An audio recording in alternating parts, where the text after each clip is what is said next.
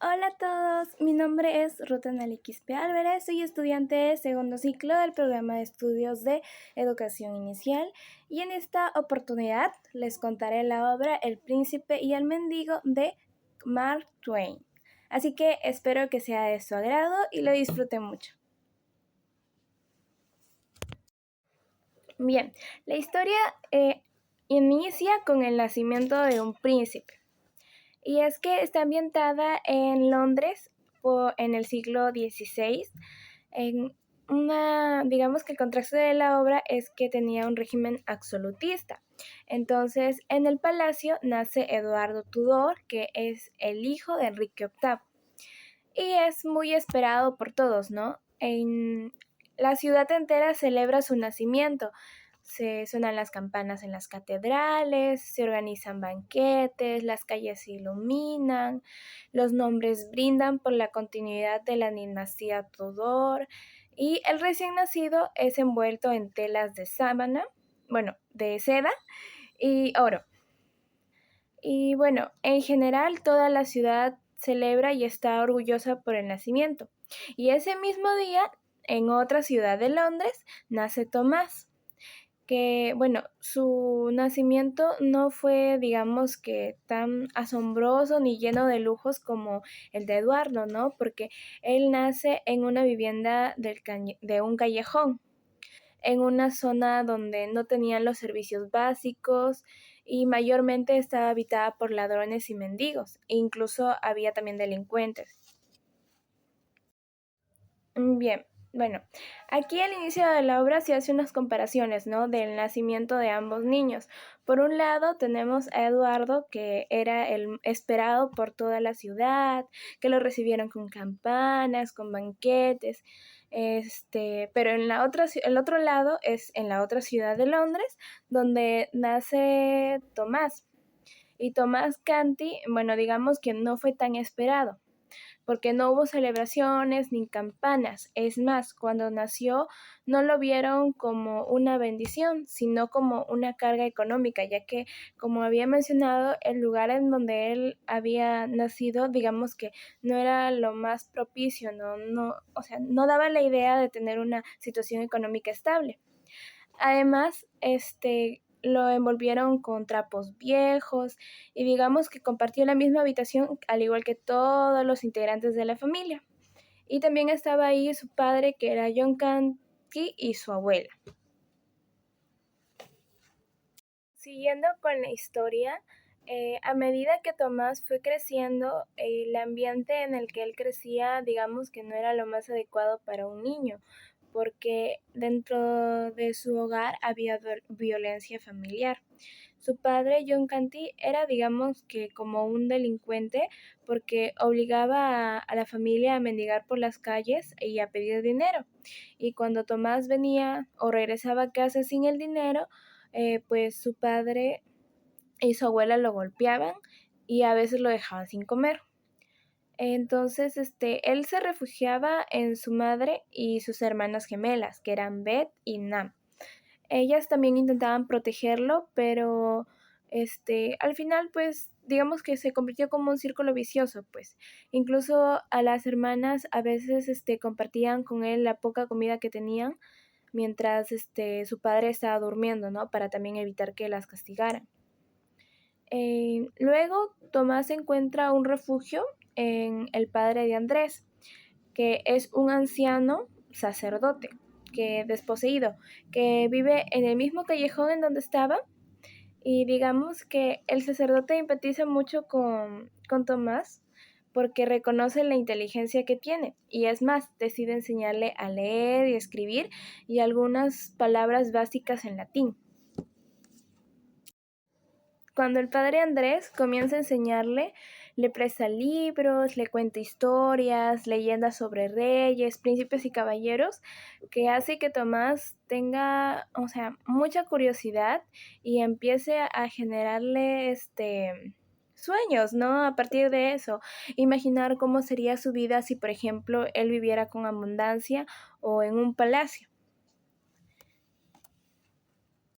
Bueno, a medida que el sacerdote le enseñaba, digamos que Tomás también aprendía y se educaba, ¿no? A pesar de tener un contexto muy complicado porque su familia pues lo obligaba a mendigar o tenía que ir a pedir dinero, él fue creciendo de una manera más educada. Con los libros y con la enseñanza del sacerdote, pues su lenguaje cambió, los diálogos o las conversaciones que él tenía también se reflejaban por los libros que había leído, adoptó gestos que se parecían incluso a algunos rasgos que podría tener la nobleza. Y entonces, como todavía era un niño y jugando con los niños del barrio, crearon un juego donde era una especie de corte, ¿no? Donde Tomás asumía el papel del príncipe. Y bueno, aunque en su casa los maltratos continuaban, eh, Tomás, digamos que iba creciendo con otra mentalidad y con un deseo de poder ver a un príncipe con sus propios ojos. Luego de eso, Tomás hace un viaje bueno, da la coincidencia que también es en la ciudad de Londres en donde había nacido el primer príncipe, bueno, el príncipe que les había contado, Eduardo. Bueno, esta ciudad se llamaba Westminster y para llegar ahí, Tomás camina muchísimo, atraviesa un callejón y de esa manera llega a una zona mucho más pudiente donde por fin conoce el palacio. Bueno, Tomás asombrado por el palacio, porque recordemos que él desde que comenzó a recibir la educación del sacerdote tenía un anhelo por conocer un palacio y un príncipe. Se acerca a la puerta a querer mirar más de cerca porque por ahí también estaba pasando Eduardo. Y bueno, cuando él estaba mirando, un soldado se da cuenta y lo toma del cuello y lo insulta y digamos que de una manera burlona hace que él se alejara, ¿no? Entonces, como Eduardo estaba pasando por ahí, presencia la escena y se acerca al soldado y dice que lo deje. Se acerca también a Tomás y le pide como que, digamos, le da un consuelo y le pide que lo invita a su casa, ¿no? A conocer los aposentos reales, el lugar donde él vivía, le ofrece comida y también refugio. Bueno, cuando Tomás entra al palacio, ve algo que nunca había visto, ¿no? Decoraciones, lujos, y al igual que Tomás estaba fascinado con Eduardo, Eduardo también estaba fascinado con Tomás, porque recordemos que tenían como que la misma edad y bueno, Tomás aprovecha para contarle cómo son los niños del lugar donde él vivía, ¿no? Correr descalzos, nadar en ríos, jugar en el lodo, participar en algunas peleas. Y eso a Eduardo le llamó mucho la atención porque no es algo que él pudiera hacer. En cambio, cuando ya intercambiando papeles, cuando Tomás escucha cómo es su vida de Eduardo, él queda asombrado, ¿no? O sea, para eso él sería algo fascinante, ¿no? Una vida llena de banquetes, de servidumbre, de lujos. Pero, o sea, algo que también le hace ver Eduardo es la presión que siente él como heredero del trono, ya que digamos que tiene ciertas restricciones que no tienen los niños de la ciudad de donde viene Tomás. Les ocurre una gran idea y esa idea era de hacer un intercambio, o sea que se iban a intercambiar la ropa y Tomás iba a tomar el lugar de Eduardo y Eduardo iba a tomar el lugar de Tomás. Bueno, la idea fue muy curiosa, entonces lo ponen en marcha. Ambos están de acuerdo, ¿no? Tomás se viste con su ropa de seda y Eduardo se pone pues la ropa que traía puesto Tomás. Y al pararse, a ponerse de pie, ambos se quedan paralizados porque se dan cuenta que, o sea, cuando se cambiaron la ropa, ellos eran iguales, o sea, no había distinción uno con el otro. La misma estatura, el mismo color de cabello, los mismos ojos, la misma voz, o sea, prácticamente eran idénticos. parecían como hermanos gemelos, ¿no? Y eso hizo que de alguna manera pues sea mucho más fácil el intercambio. Bueno, mientras se cambiaban, Eduardo se había dado cuenta que Tomás tenía un moretón, que era producto de la manera tan brusca en la que el guardia lo había agarrado, ¿no? Porque recordemos que cuando llegó al palacio, el guardia tuvo una actitud muy negativa hacia Tomás por la forma en la que estaba vestida y también probablemente por el lugar donde venía. Y Eduardo no se había dado cuenta que él estaba vestido con la ropa de Tomás, así que toma uno de los objetos que estaba en el palacio, decidido a castigar al guardia, y cuando se acerca, el guardia lo confunde. Y, o sea, lejos de hacerle caso, porque él era su majestad, lo expulsa del palacio, ¿no? Y Tomás, que está asumiendo el papel de Eduardo, se queda adentro. Bueno, una vez que expulsaron al príncipe, digamos que él se enfrenta a cómo era el mundo de donde venía Tomás realmente, ¿no? Porque empieza a querer explicarle a todo el mundo que él en realidad no es un mendigo, sino él es hijo del rey Enrique VIII. Pero la gente, por la manera en la que estaba vestido, pues no lo creía y es más, se burlaba de él. Y Eduardo experimenta por primera vez lo que nunca había experimentado: tener hambre, tener frío y desprecio de la sociedad, ¿no? Porque lo estaban tratando como un marginado. Por otra parte, Tomás también se sentía extraño, ¿no? Porque lo comenzaron a llenar de instrucciones, de lecciones, y eso hizo que Tomás entrara en pánico y le rogara a las personas que lo dejaran ir, porque él no era el príncipe, sino era Tomás Canty, un mendigo del callejón de Piltrafas, que es el lugar de donde él venía. Bueno, todo eso hace que la nobleza crea que el príncipe, quien era Tomás, bueno, en este caso, estaba padeciendo de sus facultades mentales, porque había caído como una especie de locura, o tal vez era por el excesivo estudio. Y esa noticia llegó a su padre, que era Enrique VIII, que en ese momento se encontraba enfermo y postrado en cama. Y entonces todas esas noticias hizo que el padre, el rey Enrique VIII, que ya era una persona de mayor edad, que estaba enfermo, no soportara la idea de que su dinastía se encontrara en peligro antes de su muerte, ¿no? Porque digamos que quien iba a tener el trono cuando él muriera era su hijo, pero todos creían que padecía de facultades mentales en ese momento.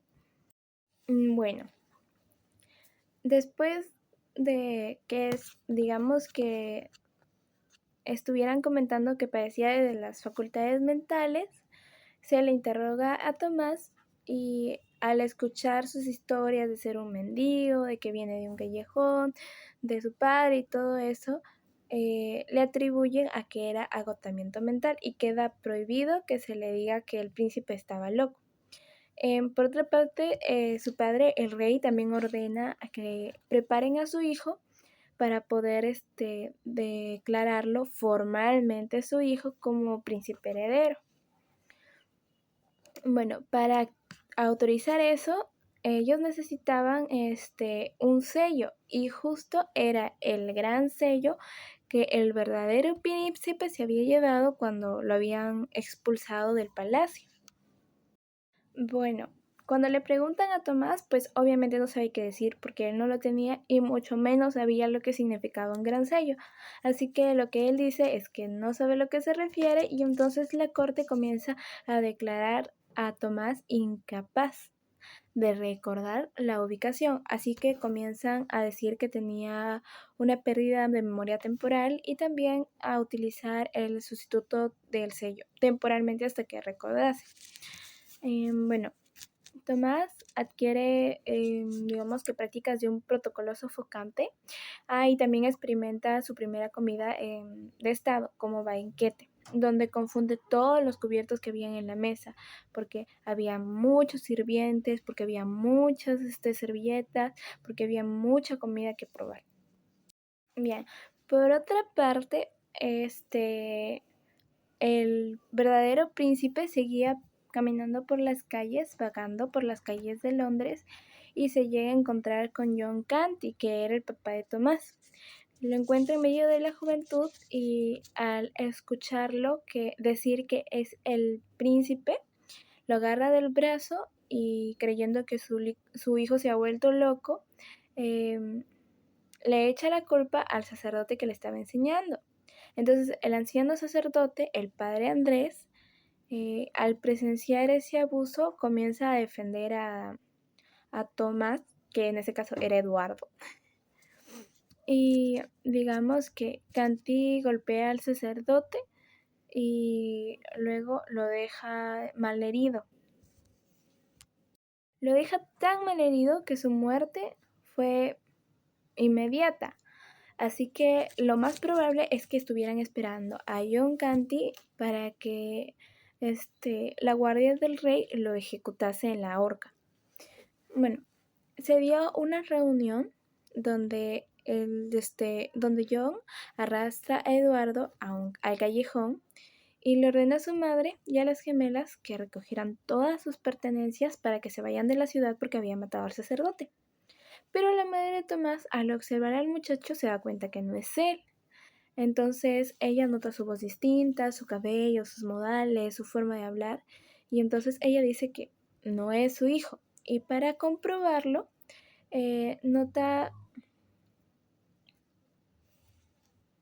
la madre nota que Tomás se cubre la cara con las manos, como que las palmas hacia adentro, cuando su hijo las hacía hacia afuera.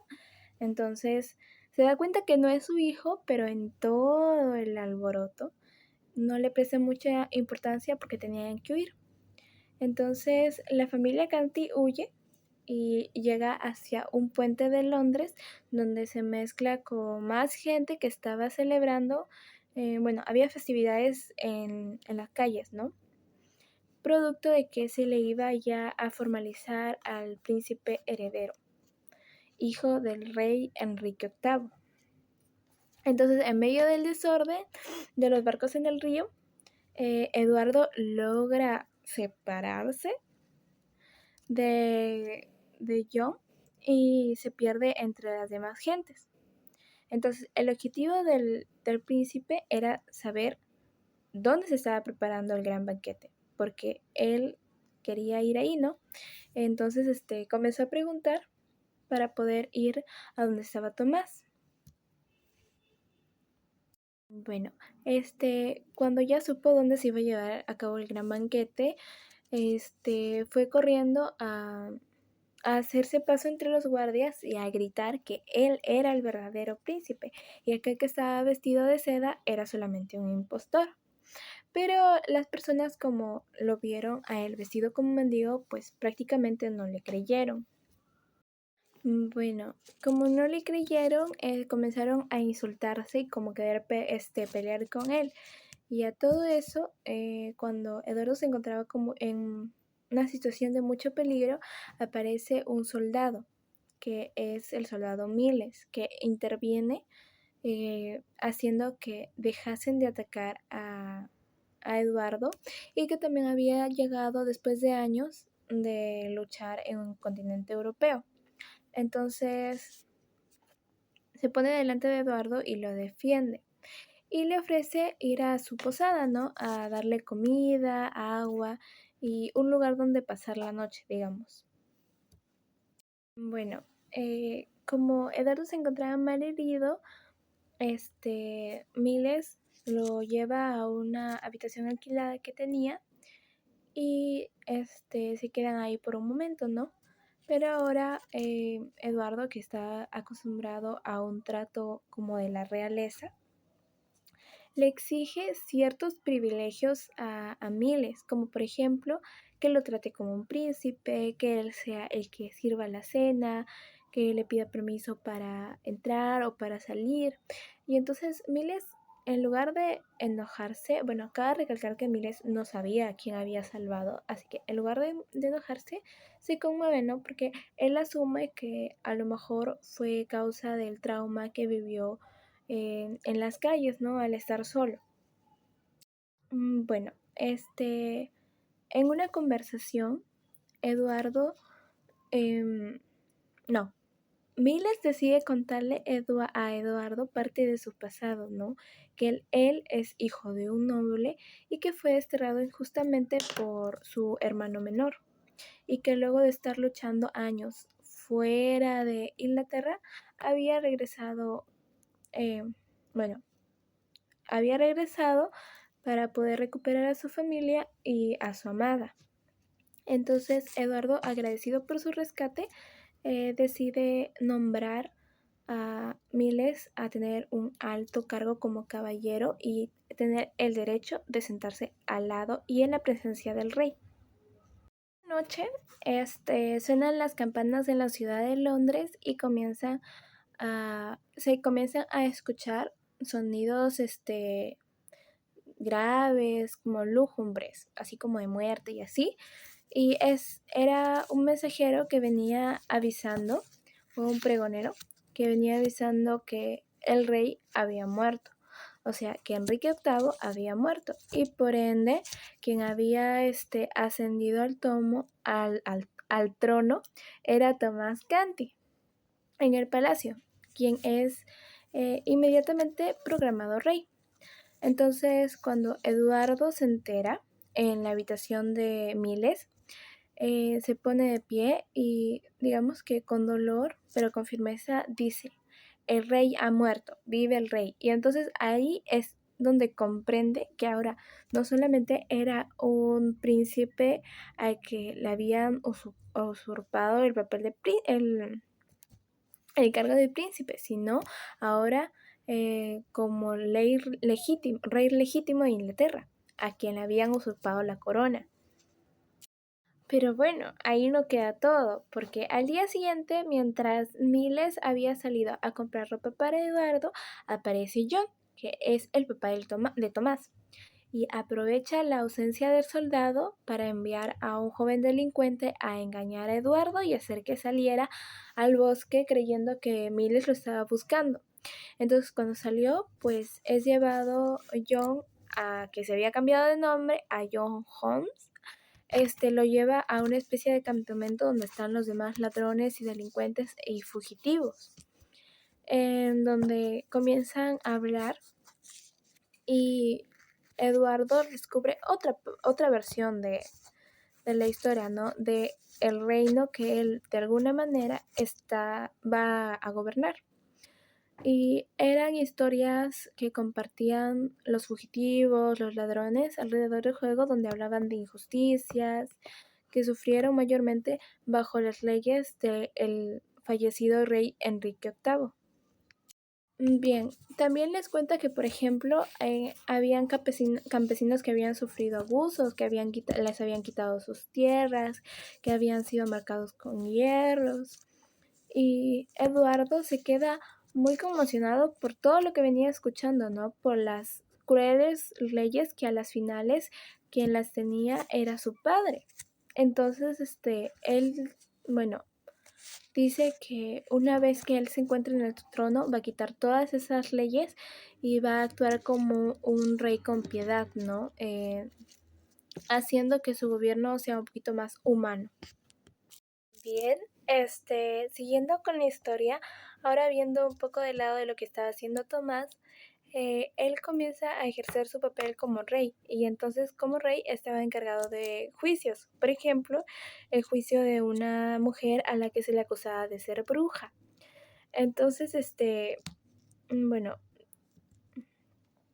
él, muy sabio, le dice a la mujer que provoque en ese preciso momento una tormenta y al ver que la mujer no podía, pues la declara inocente.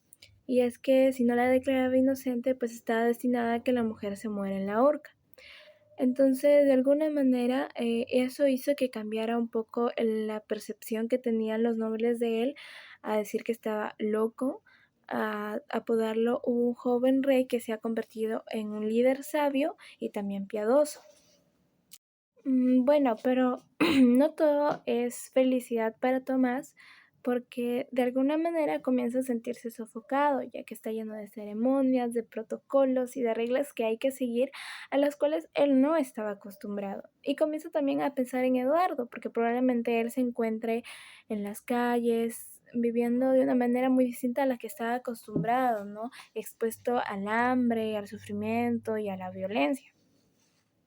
Bueno, Miles logra rescatar a Eduardo de las garras de John, así que se va a recuperar a su familia, ¿no? Miles llega a reunirse con su padre, pero se decepciona porque su padre ya había, bueno, descubre que ya había fallecido. Descubre también que su hermano menor se ha adueñado de la hacienda y también se ha casado con la chica a la que él quería, ¿no? Por la fuerza. Y entonces, cuando él llega, su hermano finge no conocerlo e incluso lo acusa de ser un impostor y solamente un aventurero que quiere su lugar. En cuanto a la chica con la que él se iba a casar, que era Lady Edith, bueno, asustada por las amenazas de muerte que recibía del hermano menor de Miles, dice públicamente que no lo conoce y que su verdadero prometido murió en la guerra, así que quien estaba ahí era un impostor. Bueno, el hermano menor de Miles los manda a encarcelarlo a él y también a Eduardo. Y en esa situación, pues ambos conocen en la cárcel, sobre todo Eduardo, ¿no? Conversa con prisioneros que eran mujeres, ancianos y campesinos. Y él comienza a ver cómo ejecutan brutalmente a, por ejemplo, dos mujeres que lo habían tratado con mucha piedad. Y eso lo marcó para siempre, ¿no? Entonces, después Miles es condenado a estar en cepo público. Bueno, cuando intentan tirarle piedras a un soldado pequeño, se pone su cuerpo para que no los lastimasen y esa acción noble hace que Eduardo lo nombre a Miles como conde. En ese mismo momento. La coronación estaba muy cerca, así que digamos que ayudan a escapar a Miles y a Eduardo y se dirigen justamente para la coronación. En la coronación, Tomás no siente felicidad, es más, siente como un poquito de tristeza porque a pesar de que todos lo llenan de flores, de mantos, de cosas de seda, de lujos, él logra ver la mirada de su madre, ¿no? En el que para saludarla por instinto se iba a tapar la cara con las manos como él solía hacerlo, pero no lo hizo para no arruinar la ceremonia. En el momento justo de la coronación aparece el verdadero príncipe o heredero al trono y bueno, detiene la coronación anunciando que él era el verdadero rey de Inglaterra. A esta interrupción, pues, llega vestido así como mendigo, ¿no? Entonces los guardias como que lo quieren arrestar eh, porque, bueno, a simple vista no parecía tan verdadero, ¿no? Eduardo se acerca a donde Tomás, se arrodilla y le dice, quitadme este manto y devolved la corona a su verdadero dueño. Bien, entonces había una única pregunta que se podía hacer para descubrir quién estaba diciendo la verdad. Bueno, no quién estaba diciendo la verdad, sino confirmar que Eduardo era el verdadero rey y era saber dónde estaba el gran sello. Y bueno, Eduardo sí sabía la respuesta y dice con precisión dónde se encontraba. Y esto hizo que diera un giro algo gracioso porque Tomás todo este tiempo había visto el sello, incluso lo había utilizado para partir nueces en su cuarto. Entonces, ahí reconocen a Eduardo como el rey legítimo. Cada vez que comenzaban a crearse leyes que se veía que iban a ser muy duras para los campesinos, Eduardo comenzaba a pensar cómo aplicaría él, o es más, cómo recibirían esas leyes crueles si estuviera en la posición de aquellos campesinos, ¿no?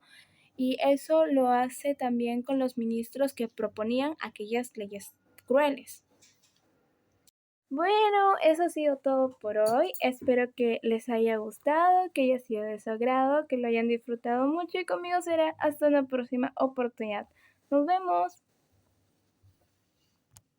Bueno, entonces ahora Eduardo sí asume su papel como rey. No llevan a Tomás a la horca, es más, Eduardo lo prohíbe y lo nombra como pupilo del rey. Bueno, Miles llega confundido y sin comprender mucho lo que estaba pasando hasta que se entera que pues Eduardo en verdad era el rey y él era ahora declarado conde. El padre de Tomás pues huye de Inglaterra bajo una identidad falsa para evitar caer en la horca y bueno, Eduardo gobernó, hizo de su gobierno un cambio porque había de alguna manera experimentado cómo era fuera de los lujos, ¿no?